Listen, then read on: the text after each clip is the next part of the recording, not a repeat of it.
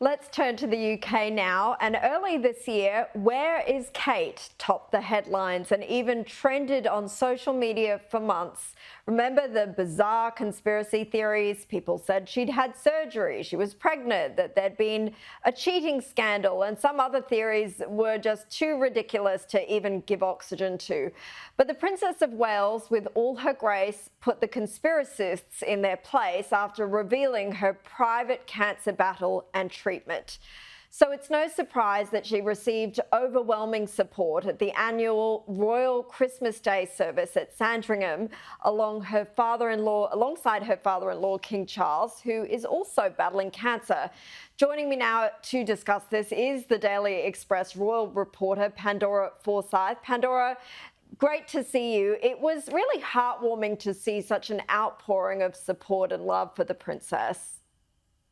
Morning from London, or should I say good evening for you all? Yes, it was to be expected that the princess would get lots of festive cheer and well wishes, as they do every year when the royal family make that walk up to St Mary Magdalene Church in Sandringham. But this year was, as you said, very different. The king has been undergoing treatment for his cancer.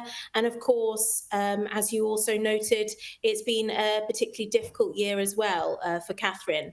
And the place is so special in Sandringham because it's where they go away and where she has spent a lot of her time away from the public eye, actually dealing with what lots of families across the world have dealt with, which is, health diagnoses, which they're uncertain about the future. But I think this very much marks hopefully seeing a lot more of her next year. But I think if this year is anything to go by, we now know that family for her and her husband very much do come first. Yes, that is a clear message out of this all. Now, Prince Andrew was obviously missing from that walk to church and other festivities. What did you think of that decision to exclude him? Yeah, look, I totally understand the King's position on this. It's been headline after headline for Prince Andrew in the past few years. And of course, we don't have enough time to talk about all the headlines now, but notably, some of them haven't been a great look on the royal family, if we're blunt about it.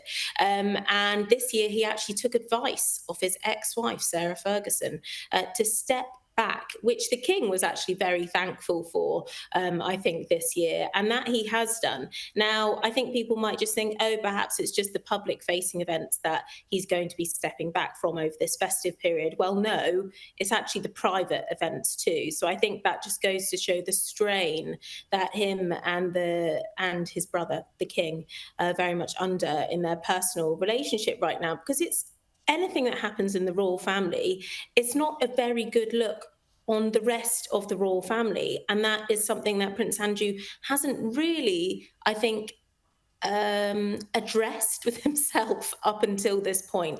I think perhaps now he will realise, because all the other years, bar the pandemic, he has been around at Sandringham and been there for private royal festivities. But this year is the first, bar the pandemic, where he's not going to be there. Well, maybe he can use some of his spare time this festive season to do some self-reflection.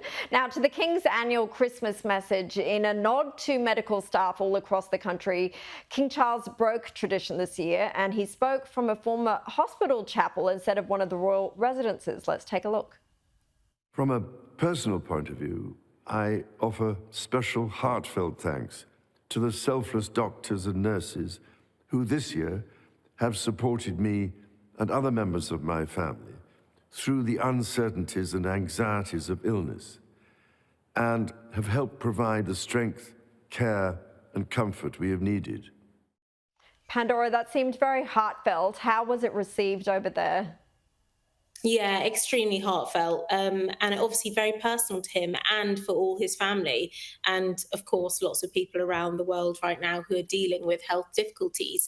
This year, the king did want to be somewhere which wasn't a royal residence, which did also give the nod to healthcare workers who've not only helped him, but many people across the world. Of course, he noted everything which is happening within the Middle East and the war there. And the tree actually that he was standing next to got donated to a hospice as well afterwards in London. So everything he could possibly do, he was always bringing it back to healthcare workers. And I think as well, he wanted to note that he welcomes all different faiths. So even though that did used to be a hospital chapel, it's now used for community events for many different faiths and communities to come together at that space. So I think, again, he wants unity going into the new year in the Commonwealth and worldwide.